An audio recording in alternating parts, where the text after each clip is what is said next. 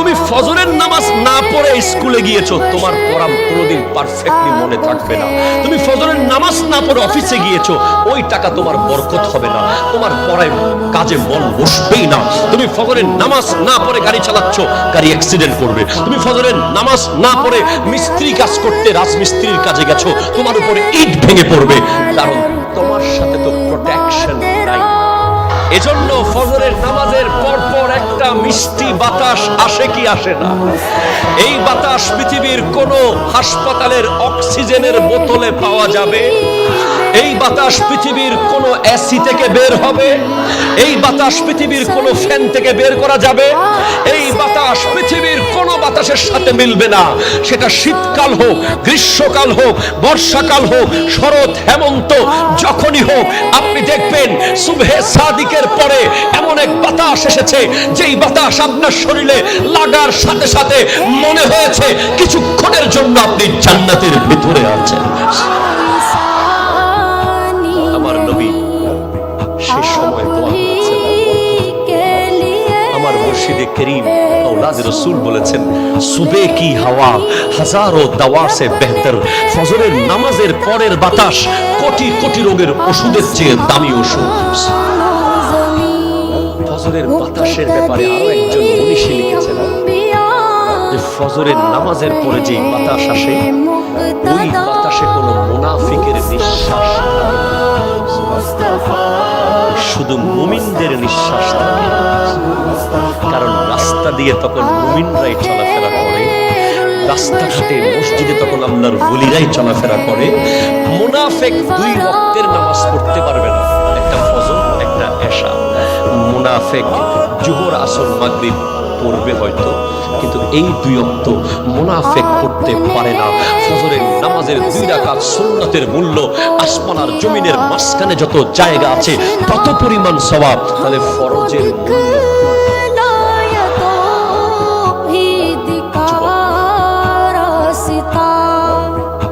নামাজটা ঠিক মতো পড়তে ফজরে,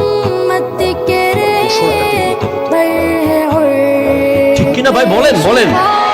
অসংখ্য যুবক নৈতিক অবক্ষয়ের কারণ ফরজ গোসল ঠিক মতো করে না, ঠিক কিনা কথা বলেন?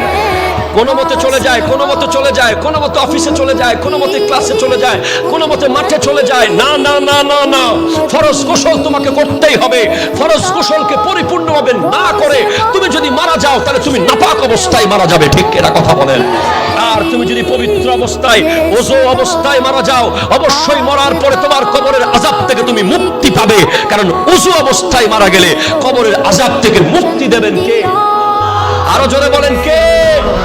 যুব সমাজ যদি নৈতিক অবক্ষয় থেকে বাঁচতে চায়, প্রতিদিন 20 বার মৃত্যুর কথা স্মরণ করতে হবে।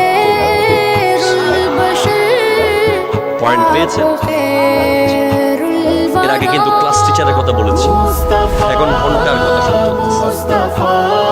2 নম্বর, হযরত মাওলা আলী কারামাল্লাহু তাআলা ওয়াজহুল কারীম বলেছেন, والتوفيق خير عون। তৌফিক হচ্ছে উত্তম সাহায্যকারী। বলে না বলে কি বলে কোরবানির সময় গরু কত দিয়ে দিছে?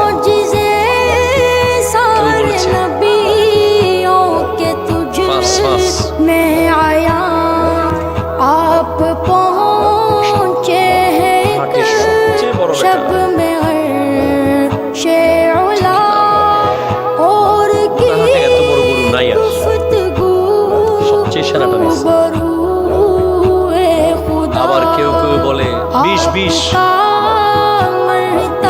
না 2,20,000, ঠিক কিনা? আবার কেউ কেউ এমন ছিল, আল্লাহ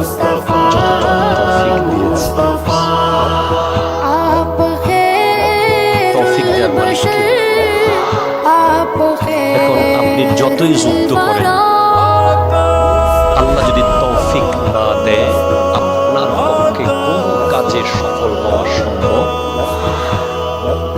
তাহলে এখন আপনি ব্যবসায় সফল হওয়ার জন্য 2 নাম্বারই করবেন নাকি আল্লাহর কাছে তৌফিক চাইবেন?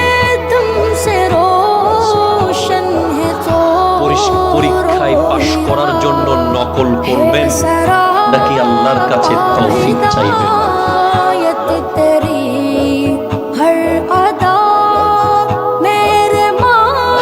আরেকটা কথা বলতে মন চাইছে, বলি নাই। তৌফিক চাইবেন যে কোনো বিষয়ে। 2 নাম্বারি, বাটপারি, চিটারি, জুলুমি, গায়ের জোর, টাকার জোর, ক্ষমতার জোর নয়। মসজিদে আসুন, সিজদায় পড়ুন, মুনাজাত করুন, তৌফিক চান।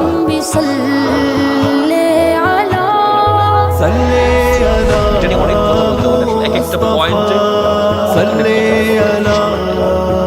তাহলে যুবকদের 2 নম্বর কাজ, সবসময় আল্লাহর কাছে তৌফিক চাও।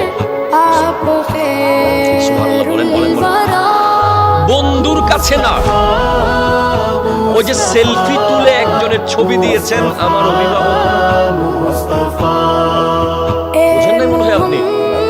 বাবা মা আপনাকে এত বড় করলো আর আপনি অমুক ভাইয়ের ছবি দিয়ে ফেসবুকে একদিন লিখে দিলেন প্রিয় অভিভাবক, ঠিক কিনা বলেন না?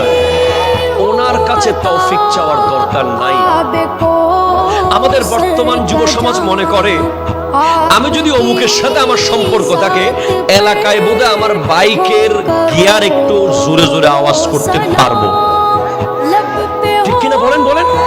আমার সাথে অমুকের সাথে রিলেশন থাকলে, 2-4টা ছবি থাকলে, আমি যেই রোডে হাঁটবো, চার দোকানে বসলে মেসিয়ার আগে আমাকে চা দেবে, আমি রাস্তা দিয়ে হাঁটলে গাড়ি দাঁড়িয়ে যাবে, আমার কথায় সমাজ উঠবে আর বসবে, আমার চাহনিতে সমাজ ডুববে আর উঠবে। এমন টেন্ডেন্সি বর্তমান যুব সমাজের এসে গেছে। না না না, দুনিয়ার তৌফিক, দুনিয়ার পাওয়ার আজকে আছে, কালকে নাই, কালকে আছে, পরশু নাই, কিন্তু আল্লাহ দেওয়া তৌফিক তোমাকে পৃথিবীর কোন ব্যক্তি তোমাকে কিছুই করতে পারবে না। সব সময় তুমি সর্বা থাকবে যদি তোমার সাথে আল্লাহর দেওয়া তৌফিক থাকে। কেন অমুকার সমুদ্রের কাছে যাও? ঠিক কিনা বলেন, বলেন। আমি অনেক কিছু খোলাসা করতে পারছি না, যদি পার্সোনাল বৈঠক হতে পারতাম। আমরা এখন আল্লাহর চেয়ে অমুক ভাইকে বেশি মানা শুরু করেছি।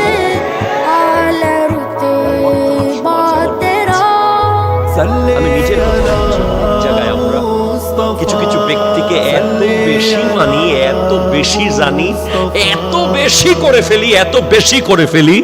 আল্লাহ